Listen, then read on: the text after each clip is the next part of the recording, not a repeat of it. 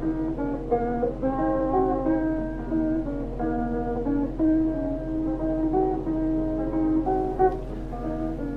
and welcome to another instalment of our occasional podcast called I Wish I Hadn't. I'm Dave Hill. And I'm John Wyatt. As you can tell from our names, David and Jonathan, we were born in the 1950s, so we've had many years to accumulate embarrassing moments which we now feel happy to share.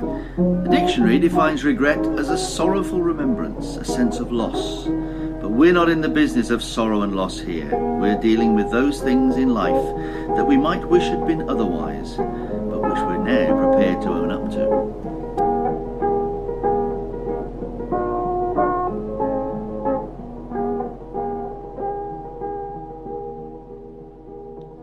Well, good morning, John. Haven't spoken for a while, but it's good to see and hear you again. Good morning, Dave. Yes, now, today's subject, I'm going to give a little introduction. They can be affectionate and cuddly, but then they can scratch or bite or peck you. They cost a fortune to feed and care for, and then they die. What are we discussing today, Dave? Well, it sounded, first of all, like it could be just human relationships, but I don't think it is it? It's yeah, but that would be a particularly grim one, wouldn't it, really? It sounds to me like it might be something to do with the animal kingdom. It's the animal kingdom, absolutely. We're discussing animals today and our interactions, happy and usually sad, with them. Do you have a story you'd like to start us off with, Dave? Well, I was making some notes on this, John, before we started, and once I'd done about 3 or 4 of them, I did realise that pretty much all of my animal stories have to do with death. Like we said, they not just because of the short lifespan of pets and things, but also because of deaths that were maybe quicker than they thought they might be sometimes. Well, I think generally speaking, if you deal with animals, you are putting yourself in a world of pain. Absolutely. Yeah, I mean, the first thing that came to mind, I sat sort of pondering for a while, and the first thing that came to mind, I thought to myself, well, I've never really owned animals that live in small cages in the house. Okay. But when I got together with my wife now, we had to look after her daughter's hamster. Mm-hmm. And this hamster, it was a hamster that wasn't particularly friendly, I have to say. And it was one, I think someone said, it might have been sort of dropped on its head when it was young or something. But it almost had like a nasty streak to it and would attack you if it possibly could. And it lived in a cage in the house we were living in at the time. And for whatever reason, it really wasn't malice, but I did, in the room it was living in, for a while, I sort of switched off the heating because I didn't think the room needed it. But it didn't dawn on me that this might affect the hamster that was in there, because I hardly ever spoke to this hamster, really, or looked at it. And then one morning, of course, I went in. The hamster was called Henrietta. I went in to be greeted with the almost like the cartoon vision of this small creature on its back with its legs in the air, not moving, and absolutely as stiff as a board. It was resting, I think, probably. Yeah, a bit like the parrot sketch in a way, really. But it was definitely dead, and basically by sort of depriving it of a reasonable sort of heat to live in, I'd hastened its demise, shall we say? Did you own up to the owner? Yes, in a roundabout way. I mean, the good thing was that the owner, the daughter, wasn't particularly fond of the hamster anyway, and A, was pleased to get rid of it to live with us, and B, quite relieved, I think, when it passed away. So, I also have a hamster story. In fact, I'm looking after 2 hamsters for Hannah's family at the moment because they're away. And I'm petrified that one of the other of them is going to die on my watch. But this morning I've been around there and they're still alive. Now, Emily used to have a hamster called Desmond. Mm-hmm. And they don't live long, hamsters, do they? They've got a sort of 2 year, lifespan. Yes. And up for 2 years, it was Christmas Eve, and I had the same experience as you. I went to look at Desmond, and Desmond was not well. He was lying on his back with his little legs in the air. And I thought I could still detect a pulse. I mean, you could take a hamster's pulse, but a very small wrist, but you can take it.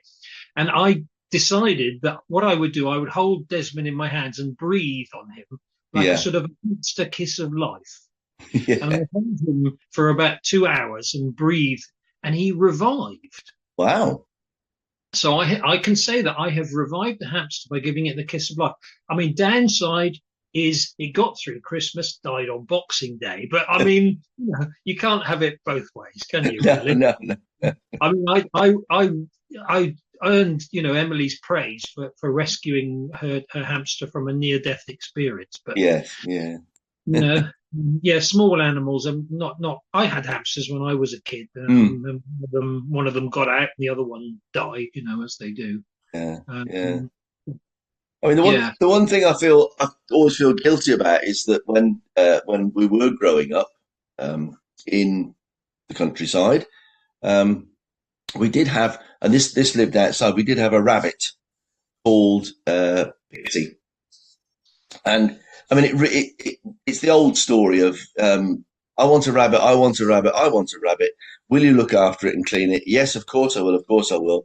That lasted about a week, I think, and then it was all down to mum or dad to clean it out. And the poor thing, it didn't have great existence. It wasn't a massive cage and run that it had at all. And it was the old story of me for quite some time believing, when I was told it, that this Pixie the rabbit had actually gone off to live with a farmer on a farm in the country, because obviously that's where rabbits obviously go, isn't it? When they're when people don't look after them. And I did believe it for quite a while, and then I think my dad probably sort of said, "Look, of course it didn't go off to a farm in the country. There is no such place. There's no lovely sort of sunlit uplands of a farm with lots and lots of pet rabbits that their owners can't look after. In fact, it had to be put down," which was, I still feel guilty about to this day, because I didn't look after it. How old were you when he told you that? I'd love to say I was 24 or something, because I was probably about 11 or 12, I think, in the end. And I think we had the hamster when I was about 10, like that. Yeah. Well, I also curiously have an almost identical story about a cat. We had a cat called Prune, and Prune had to be put down when the children were young. And what I wish I hadn't done was tell them that we had taken Prune to live with a nice lady in Bedminster. Which is, Bedminster's heaven, isn't it? Yeah, absolutely, yeah. I wish I hadn't done that, because they believed me in their trusting way. Yes. Perhaps even more, I wish I hadn't confessed to them when they were grown up, because they've never allowed me to forget it. Of course not. No. I mean, it's funny, isn't it, how the guilt. I'm going to have somebody tell my children that I have gone off to live with a woman in Bedminster. That sounds like a reasonable thing to do, doesn't it? Really? Yes, it is. Yeah. We've had a similar experience in that, isn't it? Really. I think it's the sort of coverall story that so many people use to avoid the fact of having to tell a young person that the animal has died, basically. I think around the world, people use Bedminster as this sort of pet nirvana. In Australia, they say, "Oh well, Rusty had to go and live with a woman in Bedminster." Yeah. Never mind. One of the animal stories I still feel guilty about to this day, and I suppose it's because I was almost trying to not deal with the utter horror of it, was when I was traveling in a car as a passenger many years ago in Birmingham, and a dog ran out in front of the car and was knocked down and Oh, killed oh, almost instantly. Um, and the awful thing was this dog obviously belonged to a young person, probably a young teenager of some sort, who was there at the time. But of course, the dog wasn't on a lead or anything. It hadn't escaped in that way. It just wasn't on a lead. Ran out between cars and was knocked down and killed. And I think because I felt not guilty for myself about it, but for the whole fact of it had happened. That evening, we went back to the person who was the driver's flat to sort of help them get over it.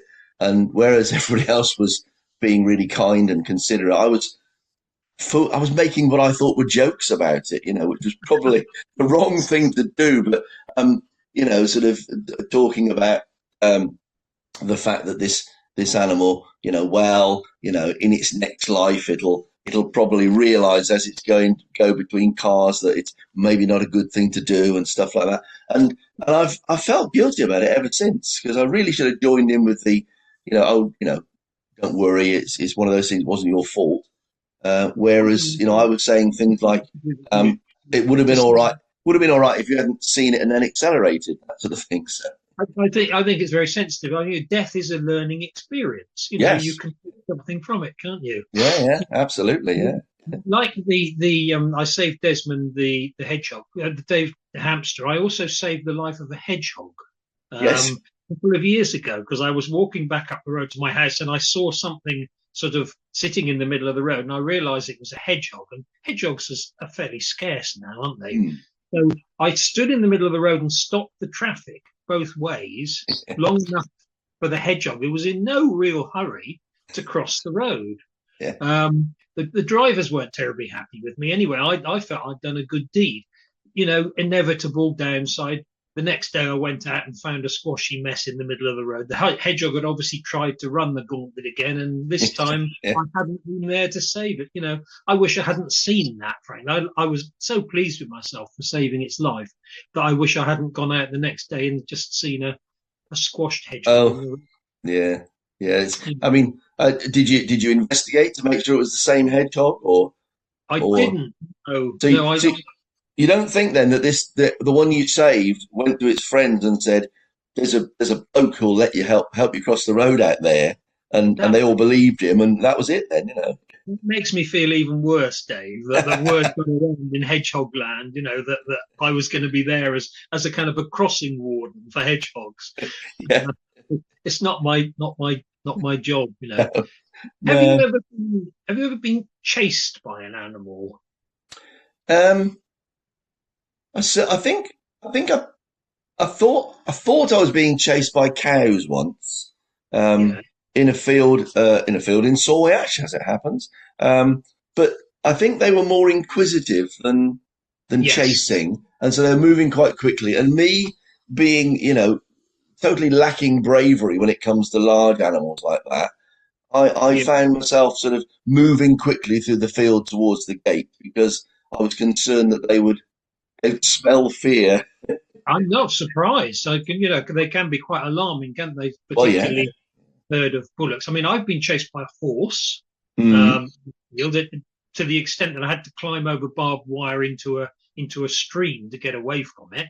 But that was quite alarming. I mean, that was definitely not a friendly horse. And I've also been chased by pigs. Right. Yeah. So my dad and I climbed over a gate to have a wee in a field with the dog, and a group of pigs. I guess they must have thought it was their feeding time.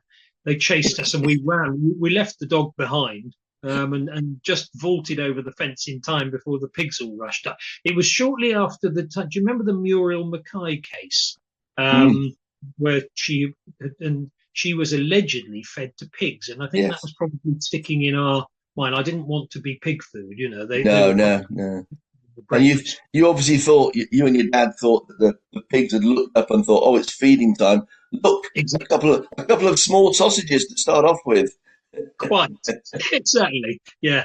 But one I definitely do wish I hadn't experienced was I have been pecked on the head by a seagull. Ah, because if seagulls, I mean, do you get many seagulls around your way? You Yeah, probably we don't. don't, I suppose because we're inland, we get some gulls, but not very many. No, not very many, really. They get very aggressive at nesting time. Mm, And I was in Bridport, and I think probably maybe a fledgling had fallen into the road or something or other near where I was walking. And I was walking along, and all of a sudden I got this tremendous sort of crack on the back of my head. And I looked up, and it was a seagull, and it had come down, obviously thinking to keep me away from its fledgling. It mm. actually drew blood. Oh wow! Um, that was quite an unpleasant experience. I wish I hadn't had that. That was, Um, it was obviously that, or either that, or it thought you looked like a chip, maybe. yeah, I've often been compared. Yeah, yeah. Yeah. Many people have said to me, "You look just like a chip." Yeah, one of the I mean, not pecking on the head, but when we lived um, right next to a field with cows in Hanbury, the I was out. I had a small little vegetable plot. I was sort of working away down in the one corner where the fence was, and there were some young cows around, and obviously my head was a bit too close to this because I had my head bent down, and suddenly I was aware of this very rough tongue licking my head, and I thought, oh, what's going on there? And obviously the cow was interested and had a quick look and thought, oh, I'll taste this, see what it's like, you know. Yeah, I do put my lack of hair on the top of my head down to that incident these days. I have to say, you know, that a lack of hair, but I can't claim ever to have been licked by a cow. So I'm behind you on that one. yeah, I've yeah, got one other story that is of kindness rebuffed, really. yeah, During my dog Nellie, yes, um, yes, it was Nellie's birthday, and I thought mm, for her birthday I'd give her a real treat. So I bought some of Tesco's finest mints. And I thought, this is normally she had sort of rank old tinned food. yeah. And so I gave her this finest mints for her evening meal. And because I was also feeling kind, I thought, well, just this once, I'll let her sleep on the bed, which she Mm. liked. So I went to sleep and woke up in the middle of the night to this retching sound. And it was the dog being sick extravagantly on my white duvet. Oh, nice. So, so that was that. Yeah, I kind of felt that was, that wasn't the kindest thing that she could have done, really, in gratitude for me being nice to her. I wish she hadn't done that. Maybe if you'd fed her on finest quality mints from the start, it wouldn't have happened. But obviously, rich food, Perhaps it was my mistake, actually. Yeah, yeah. have you? I don't know about you, but I don't have. In fact, I think I've only got two experiences of actually riding horses. Um, I'm, they've always been a bit big for me, and I think when I was very, very young, I was put on the back of one, and led around. But then when I was teaching, we went on a sort of an outward bound type course with children, and one of the activities was horse riding, and it was a Mhm. case of the children all had horses, and I was a member of staff there, so I had to sit on a horse as well.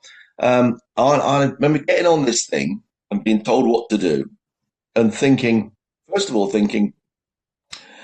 I've been told what to do, but I don't feel that I'm actually in control of this beast at all. And that was proved because as we started off and started to sort of move off, my horse, which was at the back, decided it didn't want to be at the back and wanted to go around the outside and towards the front. And whatever I did, that's what it did. And it carried on. And the instructor was saying, hold back. I was going, I'm trying. It's not doing it's not like a car. You can't just steer it like you think you're going to. And at the same time, I'd been given a helmet, a riding helmet that was obviously too small for me, but it was the only one left. And I was suffering an excruciating headache over my eyes and trying to control this horse at the same time. And it was one of these situations where I thought, this is it. This is the end now. I'm going to get a brain hemorrhage, and I'm going to be not this horse is going to gallop off with me dead in the saddle, sort of thing. A bit like an old western, you know. And as it happens, of course, at the end of it, the horse went up to where it wanted and then just walked of its own accord. Couldn't care less what I did. And when we got to the end of it, it was one of these things where, you know, as I took the helmet off, and it was like immediate relief, bang, just like that, as if nothing had ever happened. And I remember thinking, that was not the most pleasant of experiences. I did not enjoy that at all. So never been on a horse since, and I don't intend to ever again. So. I don't think I've ever been on a horse, so you know you're more cowboy than I am, Dave. Yeah. No, I mean, actually, this has been one of the sort of unhappier episodes of our podcast, hasn't it? Yeah. Well, yeah. I mean, I can add to that. Being taught how to kill a chicken. That was an interesting one at college. Basically, how to kill a chicken without chopping its head off. Why? Well, because I was doing rural studies, we were one of the things we had to be taught to do, just in case we kept them at a school we taught in. They said, right, you know, it's all very well keeping chickens. If they're not well, you do have to dispatch them and send the benefits. And so exactly. And so they said, so what we're doing today is we're bringing, I think it was 3 chickens in, and the lecturer was going to demonstrate how to do it because he'd done it millions of times. And then it was a case of, if you want to, you know, you can have a go, or you can just watch and think, well, I could do that another time. So I full of bravado, I thought, right, well, this sounds like a manly thing to do. I'll learn how to dispatch a chicken, then I'll do it. So the chap demonstrated how you do it, and I can still remember the method now with 2 fingers and everything. But then, and I was thinking, oh, well, yeah, I wouldn't mind to go at that. But then he carried on talking to us with the dead chicken under his arm, which had blood dripping out of its mouth onto the floor beside him. And at that point, I thought, I'm not doing that. There's no way I could do that. So I'm afraid it was yes, this is something I'm going to learn to do, but no, I'm not going to do it. So you didn't have to do it? Didn't have to. No, you were given the choice, and I was going to, but when I saw the sort of the recently deceased chicken with the blood coming out of its mouth and dripping, I thought, no, I'm not doing that.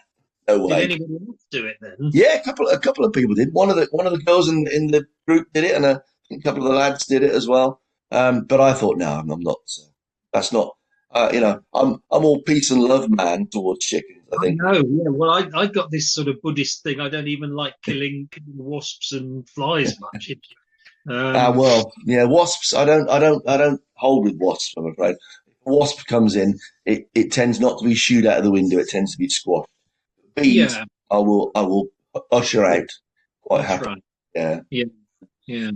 Well, I mean, amongst that litany of pain and I mean, what are we possibly going to ask the genie to remove from our history? Oh, goodness me! I mean, I think, to be honest, out of all of them, and most things I didn't really want to experience, but I think the unkind way in which I teased the death dog driver might be the one I would like the genie to remove completely, because take away the shame. You know, when you feel guilty when you think about it now, and we're talking probably the best part of 45 years later, it shows how much it sort of affected me, really. Yeah.